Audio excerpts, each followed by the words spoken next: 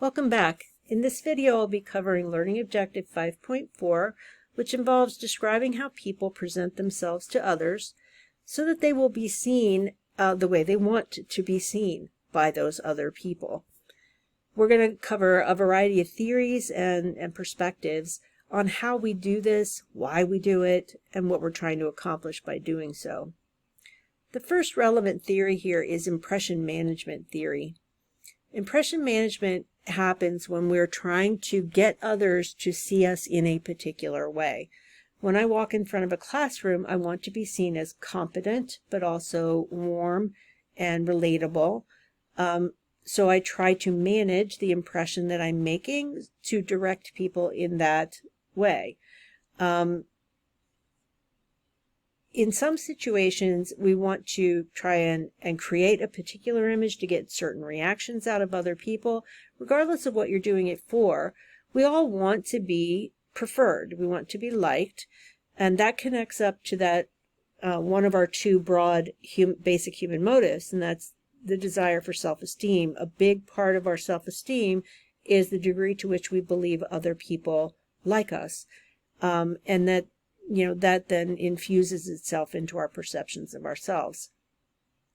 We use a number of tactics in order to control the impressions we make on others, and in hopes of turning them in the direction of responding to us in the way we want them to respond. Now, you may be saying, we don't always want to be liked. Sometimes there are situations where I would prefer to be feared, to be honest, or I just want to be respected. So whatever it is that you want out of a particular audience, we use impression management tactics to create that effect. Early on, Goffman pointed out that we tend to conduct ourselves as if we're on a stage, and we put performances together in order to sway people into believing certain things about us. Now, sometimes, like if you want somebody to leave you alone, how do you want to do that? You can do a number of things. You can say bluntly, leave me alone. Or you can just not answer their questions with anything more than the briefest of phrases, and that may turn them away. You may use nonverbals and scowl at them. If you want somebody instead to like you, you're going to make eye contact with them, engage with them, listen to what they're saying, do a lot of positive nodding, and so on. Those are very, very simple, straightforward impression management tactics. There are a lot of them. We use things like conforming to what other people want. We make excuses. We grant apologies. We do some self-promotion. We'll flatter people who we want to like us and include us in their reindeer games. We'll do favors for people, and we will try to associate with people who we feel like can give us a leg up. All of these are basic impression management activities or techniques.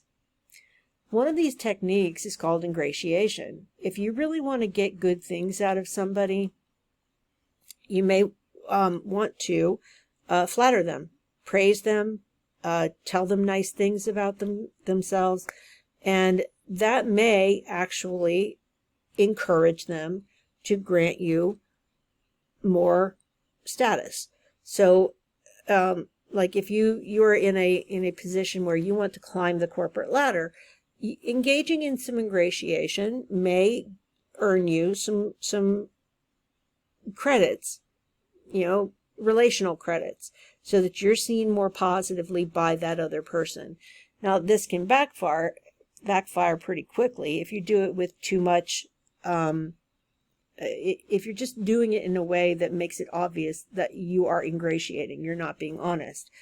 So if you are using ingratiation fairly transparently, you can give compliments as long as they are grounded in fact. You can agree with others' ideas if they're good ideas, and you can commiserate or offer sympathy when you understand that someone else has experienced something unpleasant. It's a powerful technique if people are good at it. We've all encountered people who are very fake. These ploys, ingratiation ploys, can backfire if the recipient, the person you are attempting to ingratiate, recognizes that you're lying. So if the person knows that they aren't the way the ingratiator is portraying them, they will know that they're being insincere and they will reject them. So if you're going to ingratiate, make sure you're being honest about it, because a person who knows that they haven't deserved the credit you are foisting upon them, they will infer that you're just trying to get something out of them that you don't deserve. So all of the techniques of impression management have those vulnerabilities. You have to be careful when you use them and use them with some authenticity. Another concept that involves how we make inferences about our own behavior is something called self-handicapping. And historically, my students have really struggled with this concept of self-handicapping. There's more than one kind. So let's start with just a simple definition of self-handicapping. And in this cartoon, you have one person saying, exam Friday, you studying? Nah, night before is all I need. So this is a person putting off studying. What's the point? I'm going to fail anyway. So in their head, they're saying, why bother? I'm not going to succeed anyway. Want to join our study group? Later, I don't want to overstudy. I am so going to fail. C-, all right. At least she thinks I'm not stupid, but this won't get me into grad school.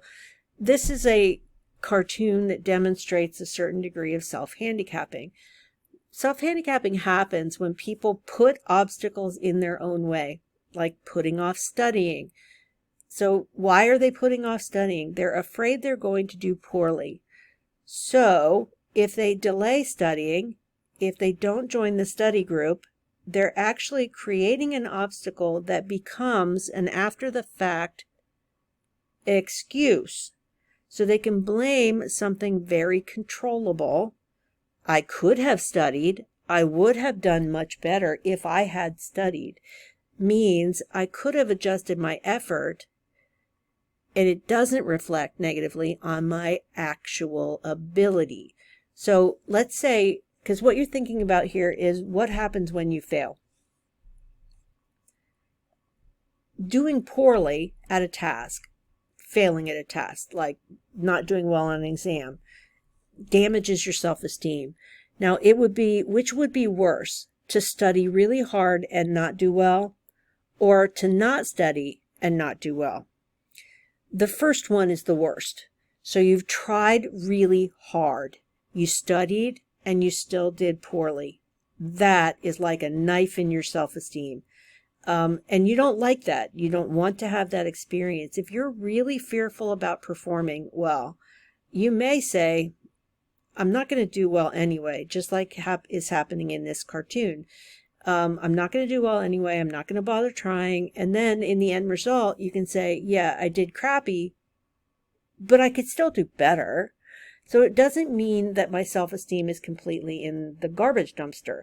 Instead, I can look at it as I need to work a little harder. So you can prevent this kind of thing, this damage to your self-esteem, by manipulating, either by actively putting roadblocks in your way or simply making excuses in advance. So that leads to different kinds of self-handicapping. There's two basic types. There's behavioral self-handicapping, and this is when people actively put obstacles in their own way, like not studying or going out partying or whatever.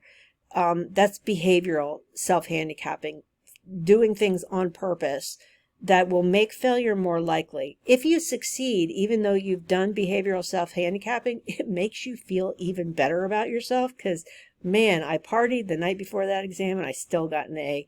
Aren't I amazing? If you do poorly, you can still say, if I just didn't party, if I don't party the next time, I'll do fine. Self-esteem is still preferred. Reported self-handicapping involves not so much creating obstacles, but concocting excuses in advance. So you're worried about the test and you're like, you tell your friend, I couldn't sleep. I'm too stressed. Or my mom called, I couldn't get her off the phone, or whatever. You're going to come up with some physical symptoms, some adverse events, some whatever, and you're going to tell other people in advance, this is why I'm probably not going to do well. If you do well, despite those excuses, people will look at you positively and you'll feel better about yourself. If you do, in fact, do poorly, you can embrace those excuses and use those excuses to explain your performance to other people. So what's the problem with these preemptive kinds of excuses? We may convince ourselves that these excuses are true. And what that can do, this sort of practice of self-handicapping can become habitual. So, in an earlier video for this chapter, I said, I'm terrible at math. Well, part of the reason why I continue to struggle with math is the narrative that I tell myself day in and day out. So I believe my own excuses. And my excuse tends to be, I am genetically incompetent at math. Well, there's really no such thing as that, but I believe it. So we may come to believe our own excuses and then put out less effort, not really trying. So self-handicapping, it may in the moment prevent these negative attributions that we make about our own failures, but it can have the effect of causing more and more poor performance in the future. And that's what we feared in the first place. So it can actually have an accumulating negative effect on not just our performance, but also on how we feel about ourselves. The risk, and this is an added social risk, is that if you are a persistent self-handicapper, like if you are constantly making excuses in advance or you're putting barriers in your own way, peers can they're going to see it and they're going to start not liking you as much. And they're definitely not going to have a lot of patience for your excuse making in the future. So that's another downside to self-handicapping. People generally don't like others who they perceive as, gratuitously engaging in self-handicapping strategies, especially when they do it habitually, because other people can see through it. Now, what kind of impact does culture have on impression management and self-enhancement? There are cultural differences in the degree to which impression management is valued.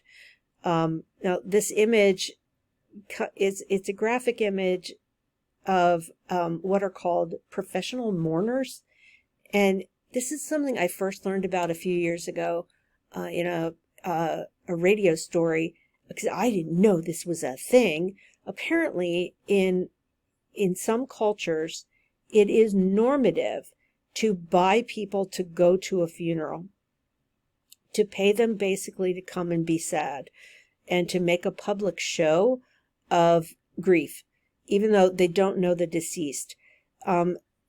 What's going on there is you have people who have a high cultural value in making a public show of grieving for their loved one who has died.